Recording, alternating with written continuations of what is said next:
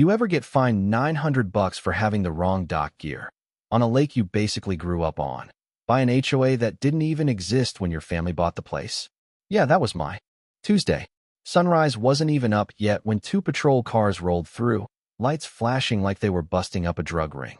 90 minutes later, I figured out the real crime was them trespassing on my land. Welcome to the world of useless HOAs.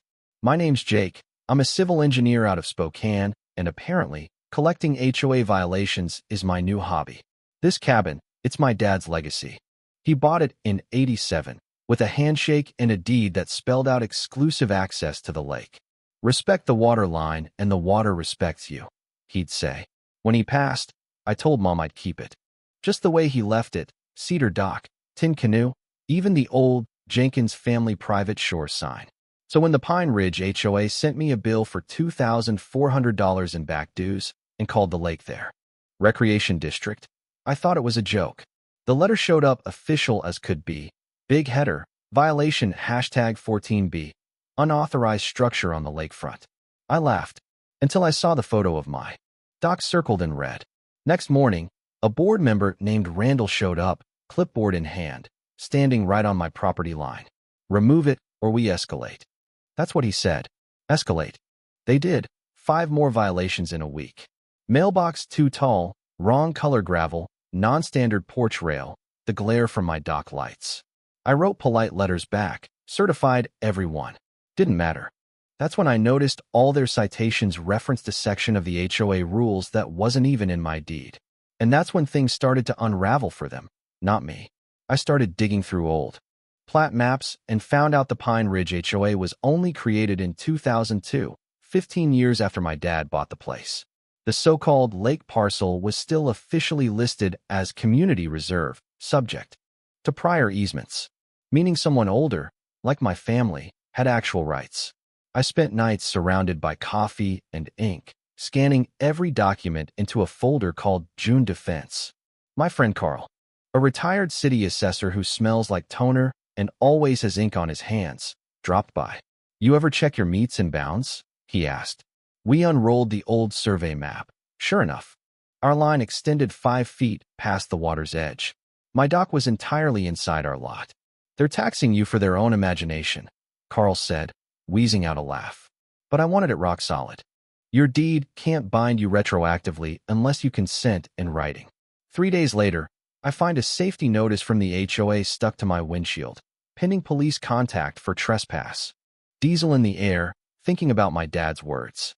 Next sunrise, 2 police SUVs rolled up. Blue lights reflected off the lake like cold glass. A board member yelled, "Officers, he's refusing Section 8. One of the cops just blinked. "Ma'am, that's not a law."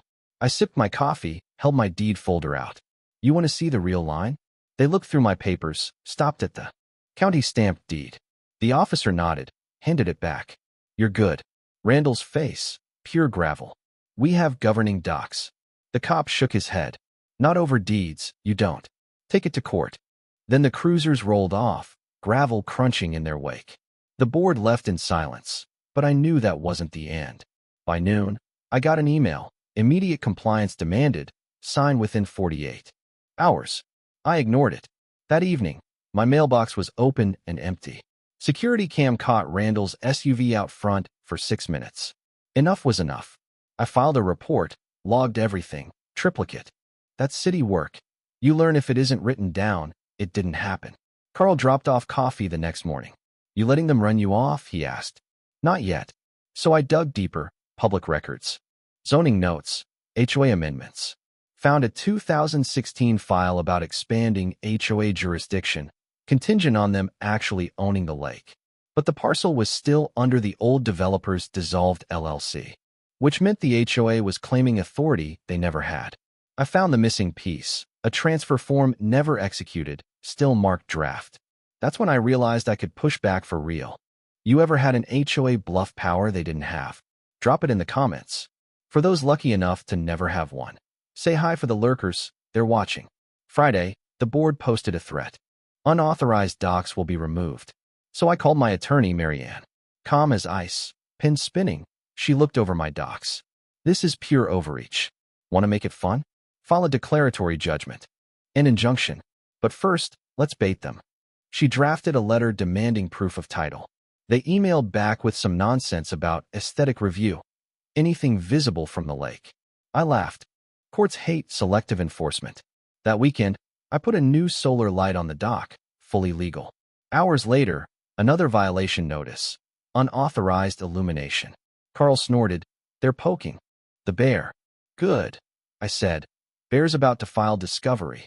Monday, their lawyer, a kid quoting outdated covenants, sent a cease and desist. We filed our petition next morning. Thunk, said the clerk's stamp. Sounded like justice.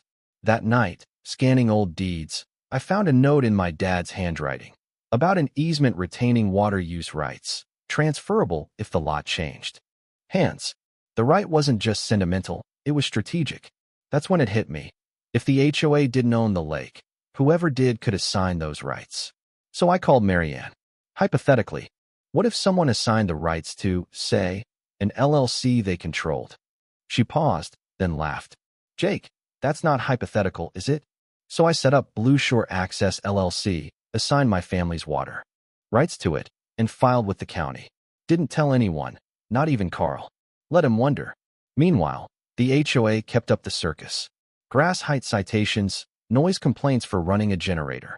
During a storm, Facebook rumors about me hoarding fuel, surprise inspections, anything to make my life hell. I documented everything. The big reveal? At the next HOA meeting, when they voted to take my dock, I slid the assignment paperwork across the table. You might want to check who owns parcel R0 now. The room went dead quiet. Randall's lawyer flipped pages, came up empty. My attorney spoke up. HOA's been collecting dues for land it doesn't own, issuing fines for property outside its jurisdiction. You could hear the crowd murmur, phones coming out, people asking, wait, they've been charging us for that. The county commissioner ordered a title audit and put all enforcement on hold. Backlash was quick. Anonymous hate mail, slashed tires, new citations. Post dated before the order. I logged it all, but yeah, it wore me out. One night, my neighbor's little girl Sophie waved her fishing pole and said, "Thanks, Mr. Jake. We can use the lake again." That's why I kept fighting. I sent everything, citations, photos, timelines, to the state homeowners ombudsman. Within 10 days, an auditor came knocking. The audit confirmed everything. Backdated violations, fake ownership claims, selective enforcement. Deputy Lopez showed up at the next HOA meeting, told Randall and the board they'd lost all authority over the lake. Any further action would be trespass. Someone in the crowd moved to dissolve the board. Hands raised, motion carried. First domino down. With the HOA dead, the problem became what to do next.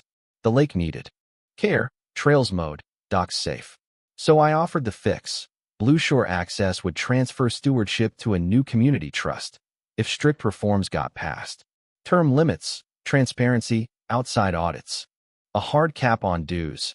Every infraction to be reviewed by a committee of residents, not just the board.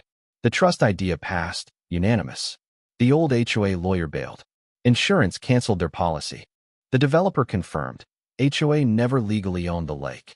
A month later, I handed the new deed over to Denise, the trust chair, along with my dad's brass keychain, the one shaped like an anchor. We started over. Neighbors applauded. Even Lopez showed up for burgers.